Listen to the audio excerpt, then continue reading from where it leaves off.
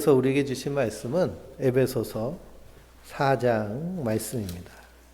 에베소서 4장 1절부터 끝까지인데요. 먼저 1절부터 3절까지 한 목소리로 같이 읽겠습니다. 그러므로 주 안에서 갇힌 내가 너희를 권하노니 너희가 부르심을 받은 일에 합당하게 행하여 모든 겸손과 온유로 하고 오래 참음으로 사랑 가운데서 서로 용납하고 평안에 매는 줄로 성령이 하나 되게 하신 것을 힘써 지키라. 아멘. 할렐루야. 하나님께서 주시는 은혜와 평강이 우리 성도님들 위해 충만하시기를 주님의 이름으로 축원드립니다. 우리 하나님은 우리가 구하는 것과 생각하는 것에 넘치도록 능히 하시는 분이세요. 그러니 무엇이 중요할까요?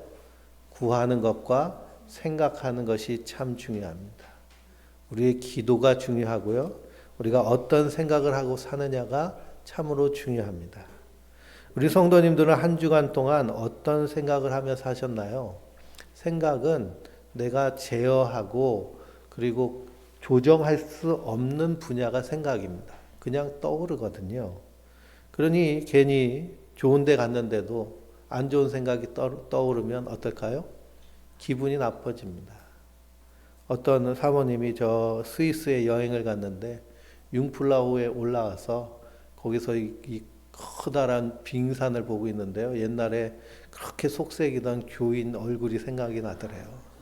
그래서 그 융플라우에 올라가 봤는데도 기분 나빠서 내려왔다는 그런 간증을 들은 적이 있습니다.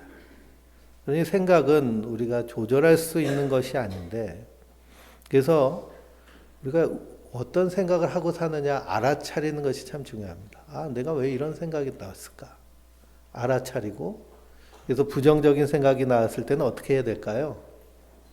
그걸 계속 붙잡고 곱씹으면서 또 그걸 계속 복기해 가고, 아, 그때 그랬는데 그때 그것 때문에 계속 이렇게 반추해야 될까요? 그래서는 안 되고요. 이것을 흘려보내야 됩니다. 아, 이런 생각도 나오는구나. 내 뇌에서 자연스럽게 나오는 반응이란 것을 인정하고 흘려보내면 돼요. 그래서 생각이 말이 되고, 말이 습관이 되고, 습관이 인격이 되고, 인격이 인생이 된다고 얘기하죠. 그런 부정적인 생각이 올라왔을 때 그걸 계속 붙잡고 하루 종일 곱씹으면서 반추하고 내 안에서 계속 항상 소통하고, 그래서 부풀리면 그러면 그 생각이 나를 사로잡아서 내 입에서 말하는 언어들이 어떻게 나올까요? 부정적이고 공격적이고 그리고 상대방을 상처 입히는 언어로 드러나게 돼 있습니다. 그래서 내가 나에 대해서 진심으로 하는 말은 즉각적이고 절대적인 효과가 있습니다. 그래서 우리가 나에 대해서 진심으로 진정으로 해야 될 말은 뭘까요? 하나님께서 우리에게 규정 지어 주신 말. 세상에서 하는 말이 아니라 부모님으로부터 들었던, 친구로부터 듣던 조롱, 핀잔, 책망의 언어가 아니라 성경에서 하나님이 하나님의 백성에게 하신 말씀을 우리가 어떻게 해야 될까요?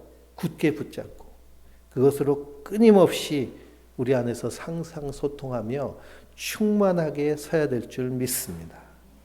성도는 그것이 가능한 사람이에요.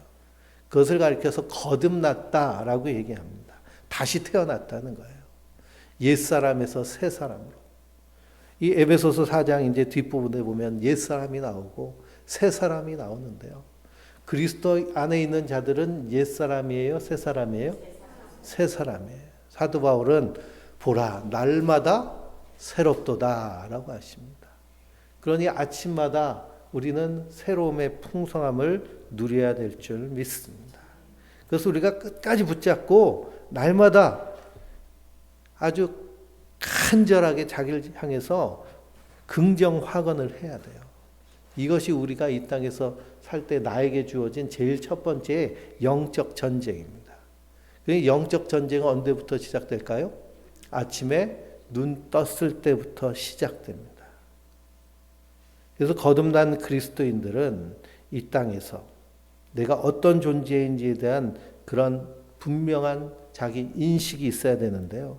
사도 바울은 하나님의 은혜의 경륜이라는 표현을 통해서 하나님이 나에게 베푸신 은혜, 그 하나님의 섭리, 하나님의 일하심을 사도행전을 읽어보면 3번이나 계속해서 고백하고 간증합니다. 하나님 내게 이런 은혜를 주셨어. 이 사도 바울은 만나는 사람마다 내가 어떻게 예수님을 만나게 됐는지, 내가 어떻게 핍박자였고 반대자였는데 하나님을 인정하고 예수님을 나의 주님으로 섬겼는지에 대해서 그 은혜를 간증합니다. 간증한다는 것은 자기의 그러한 하나님의 일하심에 대한 분명한 인식이 있다는 거예요. 한 주간 동안도 우리 하나님은 우리 성도님들 가운데서 열심히 일하고 계신 줄 믿습니다. 우리는 그 하나님의 일하심을 어떻게 될까요? 잘 찾아내야 돼요. 그리고 내 일생을 쭉 복귀하면서 그 안에서 정말 역사하신 그 하나님의 은혜를 우리가 특별히 간증할 수 있도록 우리가 준비하고 늘 마음에 품어야겠습니다. 사도 바울은 이 하나님의 은혜에 대한 분명함이 있었기 때문에 그 생각하는 모든 것들이 어디서부터 시작됐을까요? 하나님의 은혜에서부터 시작되는 거예요. 하나님의 사랑으로부터 시작되는 거예요. 오늘 1절 말씀을 보면 그러므로 그랬습니다. 그러므로는 3장까지의 그런 복음에 대한 말씀, 그리고 하나님의 은혜, 그리스도의 십자가의 사랑, 성령님의 인치심과 함께하심에 대한 교리적인 설명이 나와 있죠. 그렇기 때문에 우리 그리스도인들은 이렇게 살아야 된다라고 하는 실천적인 것에 대한 표현이 4장부터 나옵니다. 로마서도 그렇고 사도 바울이 쓴 편지, 서신서는 앞부분은 교리 부분, 뒷부분은 실천 부분이 있습니다. 근데 마틴 로이드 존스 목사님은 이 4장 1절의 그러므로를 설교하면서 이 그러므로라는 말이 전과 후, 그래서 앞에는 하나님이 이렇게 일을 했기 때문에 너희는 이렇게 살아야 돼 라고 하는 의무의 조항으로 받아들여서는 안 된다는 거예요. 왜 그러냐 하면 하나님의 그 십자가의 은혜가 내 안에서 분명히 자리 잡혀 있으면 그 이후에 그리스도인으로서의 합당한 삶은 어떻게 드러날까요? 자연스럽게 드러나는 거예요. 그냥 자연스럽게 삶 가운데서 흘러나오는 겁니다. 내가 억지로 이렇게 살아야지 하는 율법 조항으로 사는 것이 아니라 자연스럽게 나타난다는 거예요. 그런데 대부분의 그리스도인들이 하나님의 은혜에 대한 인식이 있은 후에 이렇게 살아야 돼 그러면서 율법주의자가 돼버립니다. 이렇게 살아야 돼 하면서 잣대를 누구에게 들까요? 타인에게 돼요. 그래서 목사는 이렇게 살아야 돼, 장로는 이렇게 살아야 돼, 권사는 이렇게 살아야 돼, 집사는 이렇게 살아야 돼, 평신도는 이렇게 살아야 돼, 이렇게 살아야 돼 하면서 너 왜 그렇게 살지 못해? 하고 시선을 타인에게 둡니다. 근데 하나님의 사랑, 그 십자가의 은혜가 충만할 때 우리 안에서 자연스럽게 흘러나오는 성품적인 변화가 그럼으로부터 시작됩니다. 그러니 이것은 분리할 수 있는 것이 아니에요. 믿음과 삶은 분리되지 않습니다. 만약 내 믿음과 삶이 분리되어 있다면 어디에 문제가 있을까요? 내 믿음에 문제가 있습니다. 그래서 사도 바울은 너희가 믿음 안에 있는지 너희 자신을 어떻게 하라 그래요? 확증하라 그러잖아요. 시험해 보라 그러잖아요. 정말 믿고 있는지. 그러니 성도는 분명한 이 인식, 하나님이 나를 부르셨다는 부르심에 대한 분명한 이해가 있어야 됩니다. 하나님이 나를 하나님의 자녀로 부르시기 위해서 하나님이 어떤 일을 행하셨느냐, 이것이 바로 복음입니다. 에베소서 1장에서는 하나님이 어떤 일을 행하셨을까요? 창세전에 우리를 예정하셨다고 얘기해요. 그리고 그리스도의 보배로운 피로 우리를 구속하셨어요. 우리의 허물과 죄의 값을 대신 치르시고 하나님의 자녀 삼으신 거예요. 그리고 성령께서 우리 안에 인치셔서 우리 안에 거주하시면서 우리가 하나님의 자녀, 하나님의 백성, 성도가 되었다는 것을 보증하고 계세요. 그래서 사도 바울은 찬송하리로다 그럽니다. 하나님의 예정하시고 그리스도께서 우리를 구속하시고 성령께서 내 안에 계시다는 이것이 부르심 안에서 우리 안에서 정확하게 인식되어야 될 거예요. 나의 존재는 세상에서 말하는 가치가 아니라 세상은 외모를 따지기도 하고 학벌을 따지기도 하고 가지고 있는 재산의 규모를 따지기도 하고 주변 배경을 따지기도 하고 거기에 따라서 금수저, 은수저, 흙수저, 무수저로 계급으로 나누는 세상 가운데 그래서 요즘 넷플릭스에서 그 요리하는 프로 엄청나게 재밌더라고요. 흑백 요리사. 거기서도 그냥 계급 투쟁을 하잖아요. 이게 세상의 모습인데 그러나 그리스도 안에서 하나님의 부르심을 받은 자들은 이런 세상의 가치가 아니라 하나님의 가치로 자기 자신이 분명히 서야 될 줄 믿습니다. 그것을 에베소서 1장에서는 하나님이 예정하시고 그리스도께서 구속하시고 성령께서 인치셔서 내가 하나님의 백성 됐구나. 그게 나는 어떤 존재예요? 그냥 별 볼 일 없고 쓸모없고 그냥 바닥에 굴러다니는 돌 같은 존재예요? 성경 절대 그렇게 말씀하지 않으십니다. 그걸 에베소서 2장에서는 더 강조해서 말씀하시잖아요.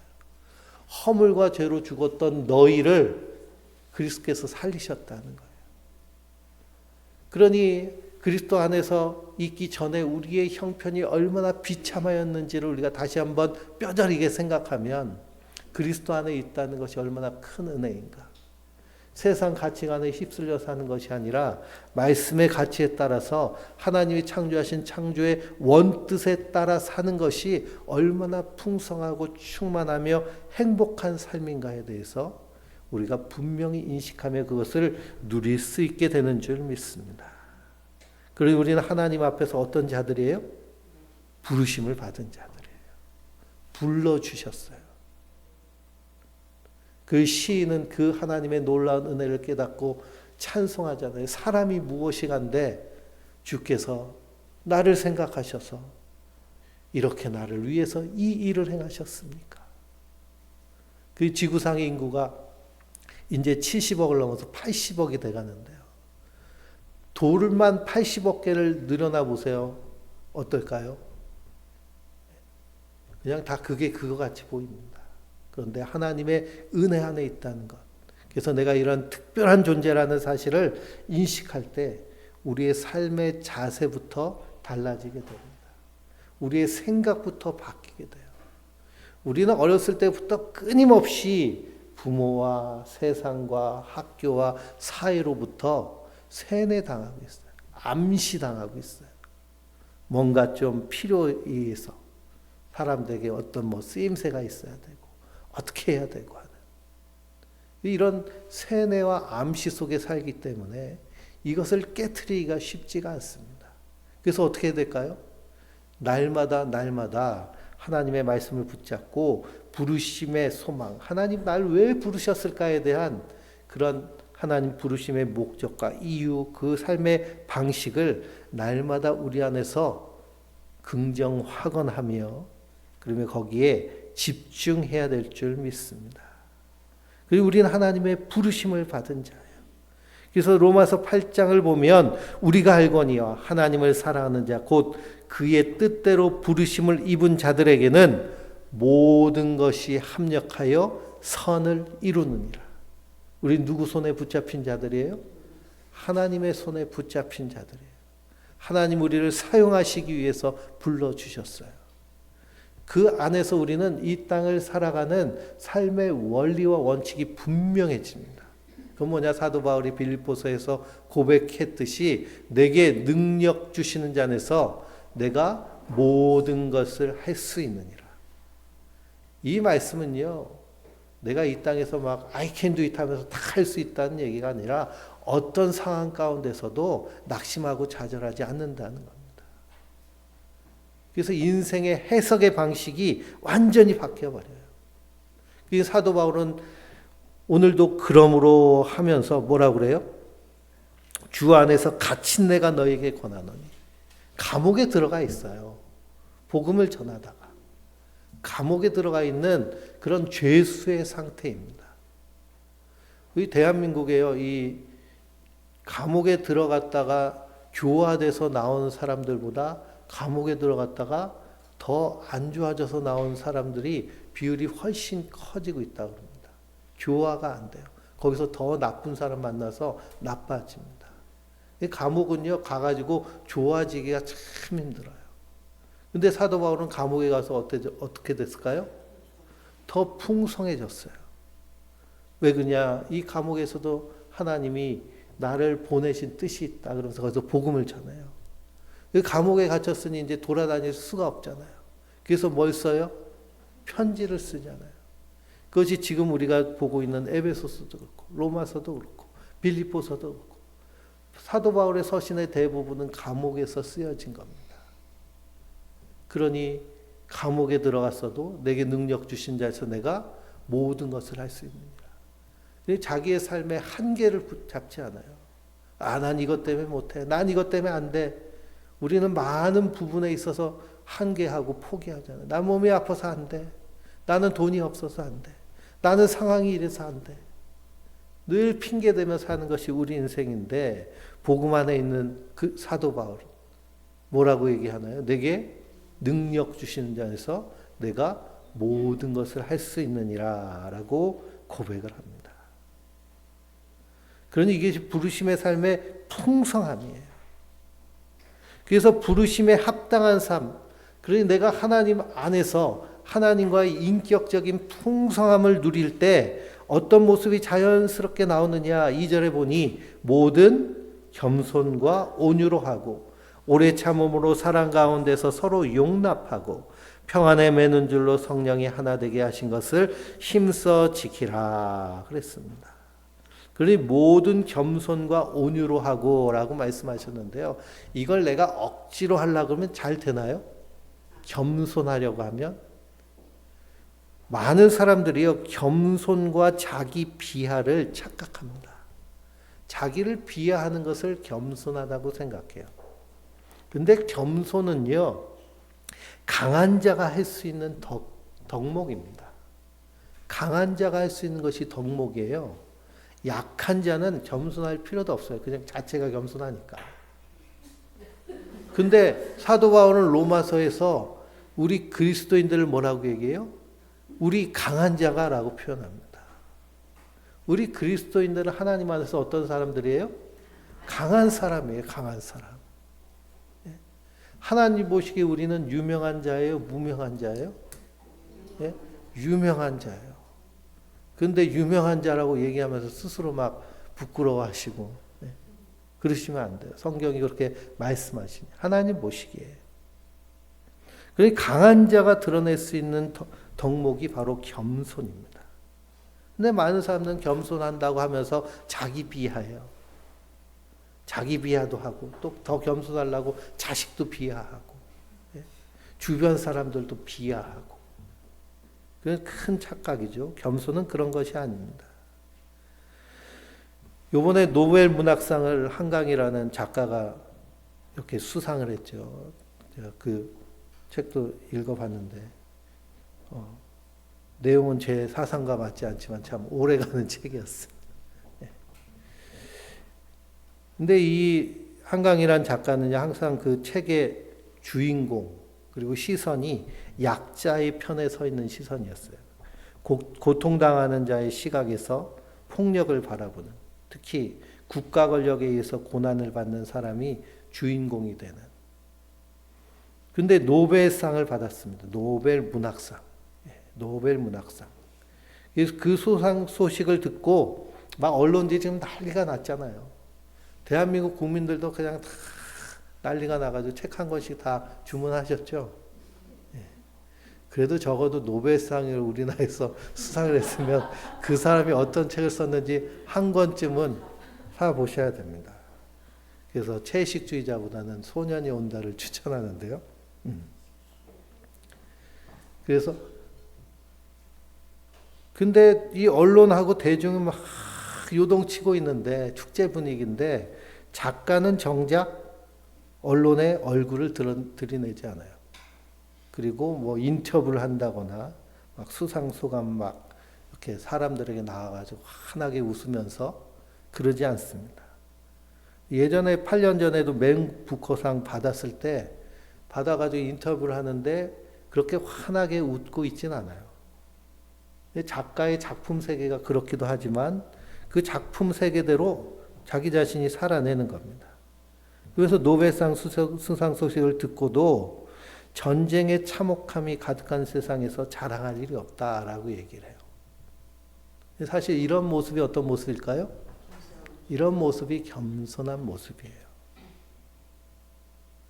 그래서 타인을 얼마나 배려하고 그리고 약자를 어떻게 대하는가. 내가 겸손한가 교만한가를 이렇게 알 수 있는 방법이 있는데요. 그건 뭐냐면 나한테 서빙하는, 섬기는, 서비스하는 사람들을 내가 어떻게 대하느냐를 보면 됩니다. 고급 식당에서 요즘 뭐 그 요리사 나온 프로그램에 보면은 그 사람들 하는 식당에 가면은 한 끼가 막 20만 원, 30만 원 그러거든요. 그런 데서 식사를 하면서 나한테 서빙하는 사람들을 내가 어떻게 대하는가. 혹은 나보다 좀 못해 보이는 사람을 볼 때 내가 어떻게 대하는가. 그것을 보면 내가 교만한지 아니면 겸손한지 대충 파악이 됩니다. 근데 대부분 한국 사람들 특징은 어떨까요? 한국 사람들뿐 아니라 모든 사람들이 강한 사람에게는 약하고 약한 사람에게는 강하게 굽니다. 그건 어떻다는 거예요? 교만하다는 거예요. 그러니 이 겸손 안에는 용서함이 있고요, 수용함이 있고 존중, 감사, 사랑, 연민이 나옵니다. 그러니 모든 겸손과 온유로 하고, 겸손하면 온유는 자연스럽게 따라오는 거예요. 자연스럽게 사랑 안에서 오래 참게 되고요, 용납할 수 있게 되고, 그리고 평안이 매는 줄로 성령이 하나가 된 것을 힘써 지킬 수 있는, 관계가 파괴가 되지 않아요. 왜 그러냐? 그 사람과 함께 있을 때 평안하고 즐겁고 행복하고 존중받는 것 같고, 그리고 이렇게 수용받는 것 같고 하는 서로 공감이 일어나기 때문에 그렇습니다. 근데 이것은 우리가 억지로 한다고 되질 않는 거예요. 어떻게 해야 될까요? 하나님과의 관계에서 내가 그 풍성함, 하나님 나를 부르셨다는 것에 대한 날마다의 삶 가운데 아침에 일어날 때마다 이것이 내 안에서 긍정화가 나고, 이것이 내 안에서 찬송이 되고, 이것이 나의 삶의 이유와 목적이 될 때 자연스럽게 이런 삶으로 흘러가게 되는 줄 믿습니다. 그래서 4절부터 6절까지는 하나가 되었다는 것을 말씀하고 계십니다. 4절부터 읽어볼까요? 몸이 하나요 성령도 한 분이시니 이와 같이 너희가 부르심의 한 소망 안에서 부르심을 받았느니라. 주도 한 분이시요 믿음도 하나요 세례도 하나요 하나님도 한 분이시니 곧 만유의 아버지시라. 만유 위에 계시고 만유를 통일하시고 만유 가운데 계시도다. 아멘. 여기에서 사도 바울이 7개가 하나 되는 것을 말씀하고 있어요. 첫 번째는 몸, 두 번째는 성령님, 소망, 그리고 주님, 믿음, 세례, 하나님. 그래서 하나님이 천지를 창조하시고 우리를 구원하신 것은 그리스도 안에서 통일되게, 하나가 되게 하시려는. 우리의 몸도 하나이고, 우리 몸이라고 하면은 우리 바디, 육체가 있고 또 뭐가 있을까요? 정신이 있습니다. 육체와 정신. 내 정신, 내 마음과 육체는 따로 있는 걸까요? 같이 있어요. 근데 대부분의 사람들은 마음과 육체가 어떻게 놀까요? 따로 노는 경우가 많아요. 그래서 몸은 늙어도 마음은 청춘이다. 이런 건 결국 뭘 의미해요? 따로 놀고 있구나. 몸이 따라오지 못하니까 그냥 정신이라도 승리해보자. 정신 승리 이렇게 얘기를 하잖아요. 근데 몸과 육체도 하나입니다. 정신도 세 가지로 분류하죠. 그래서 이드, 에고, 슈퍼 에고. 이게 따로 놀면 어떻게 될까요? 이게 따로 놀면은 이중인격자가 됩니다. 어디서는 막 도덕적인 사람이 됐다가, 어디서는 막 육체적인 사람이 됐다가, 야누스처럼 이중인격, 분리가 일어나죠. 그래서 예전에는 조현병을 무슨 병이라고 얘기했을까요? 네? 미쳤다고 하기 그 다음에 정신분열증이라고 그랬습니다. 정신이 분열돼요. 다중인격을 가져요. 근데 그리스도 안에 있으면 특징이 뭘까요? 하나가 되는 거예요. 하나가 되는. 내 정신과 몸이. 그 다음 성령도 한 분이십니다. 그래서 내 안에 계셔서 성령님, 하나님과 내가 한 몸 하나가 되는 것이죠. 그 안에서 한 소망을 갖습니다. 주도 한 분이시오. 주님은 누구세요? 예수님이 우리의 주님이시잖아요. 그리스도가. 예수님이 우리의 주님. 예수님은 두 주인을 섬기지 못한다고 하셨죠. 돈을 섬기든지 하나님을 섬기든지 인간은 둘 중에 하나다. 근데 주님이 한 분이시면 우리의 주인이 분명해집니다. 그럼 분열되지가 않아요. 믿음도 하나입니다. 누구를 믿어요? 나를 위해 십자가에 달려 죽으신 예수님을 믿어요. 세례도 하나입니다. 그 예수님을 내가 믿습니다 라고 하고 내가 사람들에게 공개적으로 나의 신앙을 선포하는 것이 세례인데요. 이 세례를 통해서 내가 그리스도와 하나가 되는 거예요. 그래서 하나님과 한 분이 되게 하는. 하나님은 어떤 분이라고 말씀하고 있나요? 만유의 아버지시라 만유 위에 계시고 만유를 통일하시고 만유 가운데 계시도다. 만유는 무엇일까요? 이 천지 만물 모든 우주로부터 이 내 안에 있는 깊은 것까지가 다 만유에 해당됩니다. 만유를 창조하신 분이 누구세요? 하나님이세요. 이 만유 위에 계신 분이 누구세요? 하나님이세요. 그래서 이 세상을 운영하고 계시고 또 하나님은 이것을 어떻게 하려고 하세요? 통일하려고 하세요. 그럼 그전에는 통일이 되지 않았나요? 창조하셨을 땐 하나님이 통일되게 하나 되게 만드셨는데 죄가 이 땅에 들어와서 그것을 다 분열시켰습니다. 그래서 다 분열되어서 나와의 관계에서도 하나님과의 관계에서도 이웃과의 관계, 자녀의 관계, 그 부부과의 관계가 다 쪼개지고 깨지고 세상과의 관계에서도 다 깨져서 그러니 이 대한민국 이 좁은 땅덩어리에도 뭐 보수고 뭐 우파고 좌파고 하면서 이 노벨 문학상 타면 그냥 축하하면 되지 뭐 그걸 역사 왜곡이라고 하고 뭐 이게 다 무슨 증거예요? 분열된 증거입니다. 근데 그리스도 안에 있을 때 우리의 특징은 뭘까요? 하나가 되는 일이 일어나는 줄 믿습니다. 하나가 되는. 그래서 그 안에서 풍성하게. 에베소서 1장 18절에 보면 사도 바울이 기도하기를 너희 마음의 눈을 밝히사 그의 부르심의 소망이 무엇이며 성도 안에서 그 기업의 영광의 풍성함이 무엇인지를 알기를 기도하잖아요. 그러니 그것을 기도할 때 우리 안에서 하나됨의 역사가 일어나는 줄 믿습니다. 하나 될 때 우리가 풍성하게 살 수 있어요. 그리고 이 하나님의 성품이 자연스럽게 아름답게 드러날 수 있습니다. 그래서 우리가 기도할 때 반드시 기도할 내용 중에 하나가 뭘까요? 이것이 하나가 되길 위해 기도해야 될 줄 믿습니다. 7절부터 12절까지 같이 읽어볼까요? 우리 각 사람에게 그리스도의 선물의 분량대로 은혜를 주셨나니 그러므로 이르기를 그가 위로 올라가실 때 사로잡혔던 자들을 사로잡으시고 사람들에게 선물을 주셨다 하였도다. 올라가셨다 하였은즉 땅 아래 낮은 곳으로 내리셨던 것이 아니면 무엇이냐? 내리셨던 그가 곧 모든 하늘 위에 오르신 자니 이는 만물을 충만하게 하려 하심이라. 그가 어떤 사람은 사도로 어떤 사람은 선지자로 어떤 사람을 복음 전하는 자로 어떤 사람은 목사와 교사로 삼으셨으니 이는 성도를 온전하게 하여 봉사의 일을 하게 하며 그리스도의 몸을 세우려 하심이라. 아멘. 그래서 우리 각 사람에게 우리를 부르셨을 뿐만 아니라 선물의 분량대로 은혜를 주신 줄 믿습니다. 그 은혜가 바로 십자가예요.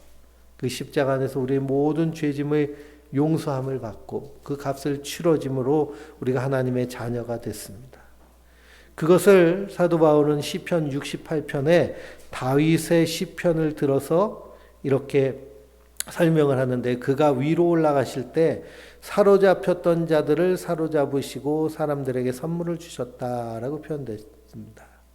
근데 68편을 보면 사로잡혔던 자들을 사로잡으시고 사람들에게 선물을 받으셨다고 되어 있거든요. 그것을 사도 바울은 복음을 통해서 재해석하신 겁니다. 우리는 그리스도 안에 있기 전에 누구한테 사로잡혀 있는 자들이에요? 세상과 마귀와 정욕 가운데 사로잡혀서 사망의 종로로 타던 자들이 바로 우리 인생들이었습니다. 근데 천국 대신 그리스도께서 이 땅에 어떻게 오셨어요? 쳐들어오신 거예요. 왜 쳐들어오셨어요? 우리를 구원하시려고. 그것을 구속이라고 그러죠. 그러니 어두움에 사로잡혔던, 사망에 묶여있던 우리를 끌어내셔서 붙잡으셔서 어디로 옮기셨어요? 생명으로 옮기셨어요. 우리가 그분께 드려야 되는데 드릴 것이 없으니 주님께서 어떻게 하셨어요? 우리에게 더 큰 걸로 주셨어요. 그것이 영원한 생명, 영생을 우리에게 주신 줄 믿습니다. 우리는 그 은혜 안에 사는 자들이에요. 그래서 만물을 충만하게 하시기를 원하세요. 만물을 회복하기를 원하세요. 그래서 어떤 사람은 사도로, 어떤 사람은 선지자로, 복음 전하는 사람으로, 목사와 교사로 삼으셨어요. 왜 직분을 주셨을까요? 이것을 통해서 성도들을 온전하게 하여 봉사의 일을 행하게 하며 그리스도의 몸을 세우려 하시기 때문입니다. 우리는 그리스도 안에서 1차적으로는 성도입니다. 또 2차적으로 우리에게 뭘 주셨어요? 직분을 주시고 사명을 주셨잖아요. 이 권사라는 직분은 전 세계에 대한민국밖에 없는데요. 이 권사라는 직분은 어떻게 시작됐느냐 하면 선교사들이 복음을 전할 때 이쪽 복음을 전도부인들에게 나눠줬어요. 전도부인들에게 나눠주고 이것을 사람들에게 나눠주고 설명해줘라. 그래서 전도부인이 이렇게 구한말 시대에는 여성들이 막 함부로 다니고 그런 시대가 아니잖아요. 모이고 그런 시대가 아니니까 집집마다 찾아갑니다. 근데 이 책만 가지고 찾아가면은 사람들이 이렇게 영접을 안 하잖아요. 그러니까 뭘 가지고 다니면 박물장수처럼 비녀도 찾고 빛도 참빛 같은 것도 이렇게 마련해가지고 그걸 가지고 다니면서 싼 가게 팔면서, 그래서 여성교회가 막 뭐 팔잖아요. 그렇죠? 그 전통이 다 그런 전통입니다. 그러니까 뭐 꼭 장사한다고 막 그렇게 생각할 필요도 없는 것 같아요. 그래서 이 보찜을 메고 다니면서 집집마다 찾아가서 거기서 여인들을 만나서 그래서 이렇게 물건 파는 척하면서 뭘 전해요? 예? 복음을 전하고 그리고 쪽복음 책을, 성경책을 이렇게 나눠줍니다. 그래서 책을 자꾸만 읽으라고 그래서 책을 이렇게 권하냐 그러면서 권서라고 불렀어요. 처음에는. 권서라고 부르다가 여기다 선비사자를 붙여서 권사라는 이름을 붙여줬어요. 직분이 생긴 거예요. 그러니까 권사님들은 열심히 뭐 하셔야 돼요? 네? 열심히 권해야 돼요. 그걸 안 하면 뭘까요? 직무유기입니다. 집사님은 다 알잖아요. 집사는 뭐 하는지 알죠? 예. 집을 다 지키는. 그래서 우리가 직분을 주신 목적은 분명합니다. 우리가 성도로 바로 설 뿐만 아니라 복음을 전해서 그 다음 세대가 풍성하여지도록. 여기서 온전하여진다는 말은 찢어진 그물을 깁는다는 것을 의미해요.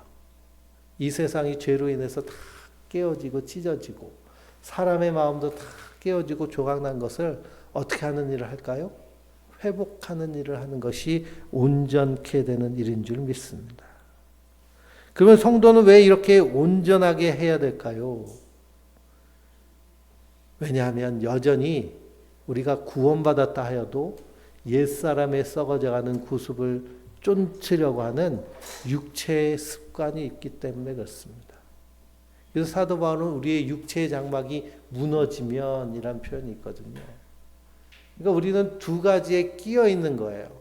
어디에 끼어 있어요? 세상에 끼어 있고 하나님 나라에 끼어 있습니다. 그러면서 우리의 의지는 어느 나라를 살려고 하는 의지일까요? 하나님 나라를 살려고 하는 의지로 사는 거예요. 그렇지만 내 안에 옛사람은 자꾸만 뭐라고 그래요? 세상대로 살아라. 세상은 뭐라고 얘기해요? 야, 돈 벌면서 그냥 세상 낭두리면서 살아. 그렇게 살아야지. 예? 아파트 평수도 늘리고 자식도 좀 잘 되는 꼴을 봐야지. 계속 그걸 부추깁니다. 그래서 뭔가 소유하고 갖고 있어야 뭔가 있는 것처럼 자기가 가치 있는 것처럼 계속 세상은 말합니다. 특히 자본주의 사회는요.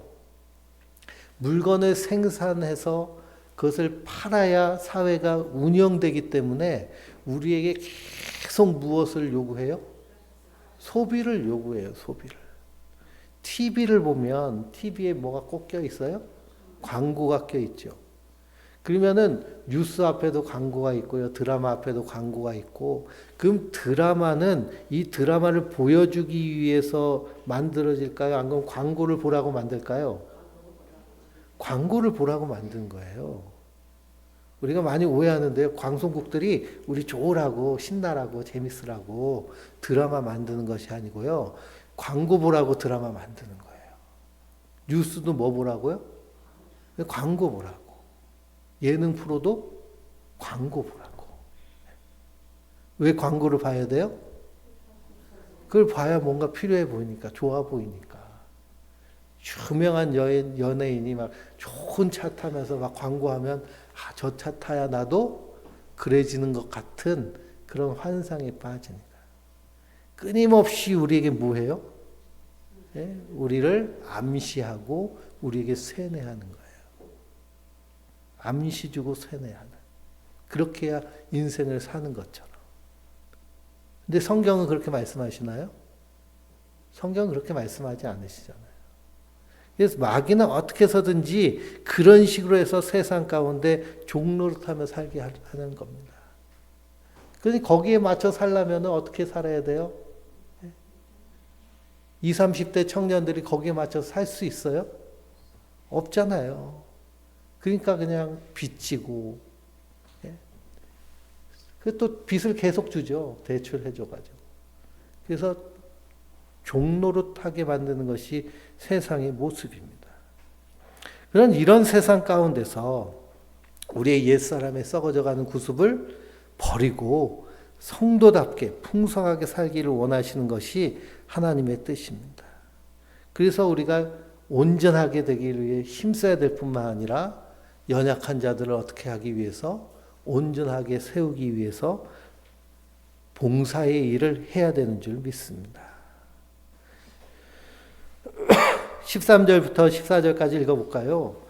우리가 다 하나님의 아들을 믿는 것과 아는 일에 하나가 되어 온전한 사람을 이루어 그리스도의 장성한 분량이 충만한 데까지 이르리니 이는 우리가 이제부터 어린아이가 되지 아니하며 사람의 속임수와 간사한 유혹에 빠져 온갖 교훈의 풍조에 밀려 요동하지 않게 하려 함이라. 아멘. 어린아이로 있으면 어떻게 돼요? 속임수, 유혹 거기에 빠져가지고 밀려서 요동칩니다. 어린아이 때는 어린이날이 대목이잖아요. 어린이날 가면은 마트에 가면 어떻게 돼요? 장난감이 그냥 산더미처럼 차 있습니다. 애들이 삼삼오오 모여가지고 보면서 뭘 살까 막 두리번거리고 막 점점 비싼 걸 요구하잖아요. 안 사주면 어떻게 해요? 들어 누워가지고 떼쓰고. 저도 그래서 각서를 몇 번 받았는지 모릅니다. 근데도 뭐 금방 사라져요. 그래도 어린아이니까 그렇죠. 근데 세상은 자꾸만 어른이 되지 못하게 만듭니다. 왜 그럴까요? 그렇게 해야 세상이 유지되기 때문이죠. 그러나 성경은 그렇게 말씀하지 않으십니다. 온전한 사람, 그래서 그리스도의 장성한 분량에 이르기를 말합니다. 그래 우리가 신앙생활을 하는데요. 항상 신앙의 어린아이로 머물러서는 안 돼요.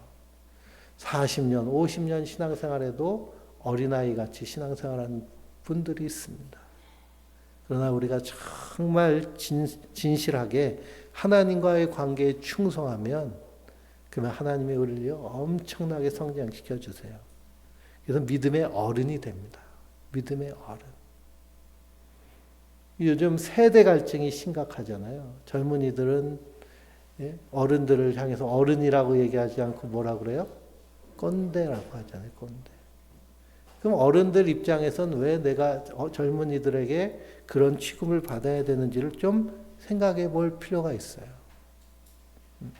너무 배려하지 않고 자기 주장만 얘기하고 자기 옳은 것만 생각하고 자기만 대접받으려고 하면 소통이 되지 않으니까요. 그런 얘기 듣게 되죠. 그래서 한국 사회에 어른이 많지 않다라는 표현들이 많습니다. 어른이. 점점 인구 피라미드가 이제 거꾸로 돼 가잖아요. 지금 마른 모형인데 이제는 거꾸로 된 피라미드가 될 텐데 거꾸로 된 피라미드 세상 가운데서 그럼 어른이 더 많아져야 되잖아요. 이 세상이 좀 더 성숙해지고 건강해지고 품이 있어지고 그래야 되는데 그렇지 않은 방향으로 가고 있습니다. 그럴 때일수록 우리 그리스도인들은 하나님을 아들을 믿는 것과 아는 것에 힘을 다할 때 하나님이 우리를 성장시켜 주세요. 믿음의 영적 어른이 됩니다. 그러므로 믿음의 어른으로 살아내시길 주님의 이름으로 축원드립니다. 15절부터 16절까지 읽어볼까요? 오직 사랑 안에서 참된 것을 하며 범사의 계획까지 잘할지라. 그는 머리니 곧 그리스도라. 그에게서 온몸이 각 마디를 통하여 도움을 받음으로 연결되고 결합되고 각 지체의 분량대로 역사하여 그 몸을 자라게 하며 사랑 안에서 스스로 세우느니라. 아멘. 이것이 어른의 모습이에요. 이렇게 자라나는 거예요. 예수님은 30세 공생애를 시작하셨는데 그때 이미 믿음의 어른, 영적인 어른의 삶을 사셨어요. 예수님의 특징은 뭘까요? 사람들이 그에게 와요. 예수님께 와요. 수많은 무리들이 예수님을 따라요. 그게 어른의 특징입니다. 왜 그러냐? 거기서 들을 것이 있고요. 배울 것이 있고 먹을 것이 있기 때문에 그렇습니다. 우리 안에서도 이러한 풍성함, 그리스도의 풍성함이 날마다 넘쳐야 될 줄 믿습니다. 그런데 그것을 자꾸만 방해하는 것이 있어요. 그것이 바로 세상이고 마귀이고 정욕입니다. 그래서 17절부터 20절까지는 그것에 대해서 말하고 있어요. 옛사람에 대해서. 근데 20절을 보면 오직 너희는 그리스도를 그같이 배우지 아니하였느니라. 그러니 세상 방식대로 공동체 안에서 살려고 하면 반드시 문제가 생기는데요. 그렇게 살지 말라는 거예요. 그 다 허망한 것들, 불타 없어지고 썩어질 것들, 왜 거기에 목매이며 사느냐. 벌써 2000년 전에도 교회 안에 옛사람의 썩어져가는 구습을 벗지 못한 사람들이 많이 있다는 것을 볼 수 있습니다. 그래서 20절부터 24절까지 읽어볼까요? 오직 너희는 그리스도를 그같이 배우지 아니하였느니라.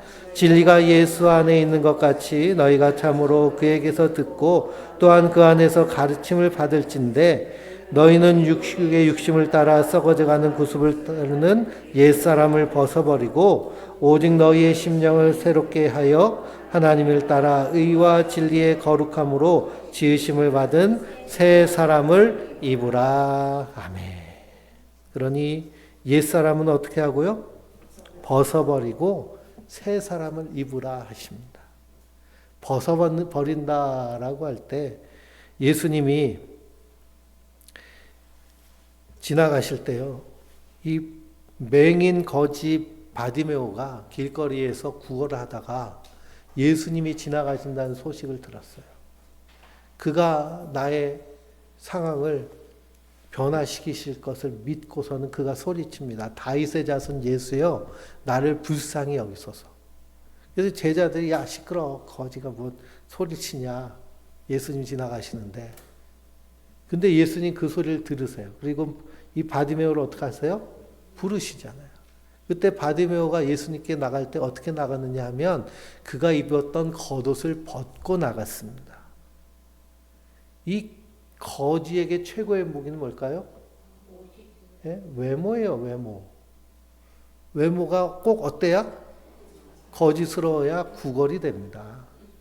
그래서 저기 가난한 나라, 아주 못 사는 나라 가면은요, 이 구걸을 해야 먹고 살 수 있으니까 대대로 가난한 곳들은요, 아이가 태어나면 부모가 애들 팔을 꺾어요. 그러면 팔이 이렇게 탈골이 된 상태로 계속 자라니까요, 팔이 이렇게 빙빙 돕니다. 그렇게 해야 뭐가 잘 되니까요? 예? 구걸이 잘 되니까 외국에 이제 여행 왔다가 불쌍하게 여기서 한 푼이라도 더 주니까 그렇게 해요. 그러니까 너무 끔찍해 하지 마세요. 이게 일상다반사예요. 뜨거운 물로 샤워만 해도 몇 프로라고요? 10% 안에서 살고 있어요. 10% 안에서. 맨날 위에 것만 보니까 그러면 끔찍하게 여겨지는데요. 옛사람을 벗어버리고, 바디메오는 이걸 벗어버렸어요. 거지 옷을. 그러니 우리가 입고 있는 옛사람의 모습들은 하나님 보시기에 어떤 옷이에요? 거지 옷인 거예요. 근데 우리 그리스도 안에서 거듭난 하나님 나라 백성이 됐는데 자꾸만 뭐 입고 있으려고 그래요? 거지 옷 입으려고 그럽니다. 거지 옷. 그러니 내가 지금 거지 옷을 자꾸만 걸치려고 하는가? 옷장에도 옷이 많은데 그냥 거지 옷 꺼내 입지는 않잖아요. 그렇죠? 거지 옷이 없을 뿐만 아니라. 그러니 내가 자꾸 거지 옷을 꺼내 입나 한번 확인해 봐야 됩니다. 이것이 옛사람을 입는 거예요. 이 옛사람을 어떻게 해버리고 벗어버리고 새 사람을 입으라 라고 하십니다. 그 옛사람의 모습이 어떤 모습인지 25절부터 쭉 나오는데요. 한번 읽어볼까요? 그런즉 거짓을 버리고 각각 그 이웃과 더불어 참된 것을 말하라. 이는 우리가 서로 지체가 됨이라. 분을 내어도 죄를 짓지 말며 해가 지도록 품을 품지 말고 마귀에게 틈을 주지 말라. 도둑질하는 자에는 다 도둑질하지 말고 돌이켜 가난한 자에게 구제할 수 있도록 자기 손으로 수고하여 선한 일을 하라. 무릇 더러운 말은 내 입 밖에 내지 말고 오직 세우는데 소용되는 대로 선한 말을 하여 듣는 자들에게 은혜를 끼치게 하라. 하나님의 성령을 근심하게 하지 말라. 그 안에서 너희가 구원의 날까지 인치심을 받았느니라. 너희는 모든 악독과 노함과 분냄과 떠드는 것과 비방하는 것을 모든 악의와 함께 버리고 서로 친절하게 하며 불쌍히 여기며 서로 용서하기를 하나님이 그리스도 안에서 너희를 용서하신 같이 하라. 아멘. 이 거지옷 계속 입고 있으면 누가 근심하세요? 성령님이 근심하세요. 내 안에 계시잖아요. 내 안에 계신 성령님께서 구원의 하얀 세마포 옷을 입혀주셨는데 자꾸 거지옷 입고 있으면 얼마나 냄새 나시겠어요. 그러니 옛사람의 썩어져가는 모습들이 이런 모습입니다. 근데 이를 쭉 읽어보시면 이렇게 살면 우리가 어떻게 될까요? 이렇게 살면요 병들어요. 이렇게 살면 정신병 걸리고요. 이렇게 살면 반드시 치매가 오게 돼 있습니다. 화가 나요. 화가 나는데 그것 때문에 막 분출해요. 그리고 해가 지도록 분을 품지 않고 밤새도록 씩씩거려요. 그렇게 살면 분명히 이 뇌경색이나 안 그러면 이 치매가 반드시 오게 돼 있습니다. 우리 뇌는 가소성을 가지고 있거든요. 뇌가 변해요. 밤마다 염려하고 걱정하고 밤을 그냥 자는 둥 마는 둥 꼴딱 새고 그러면 어떻게 될까요?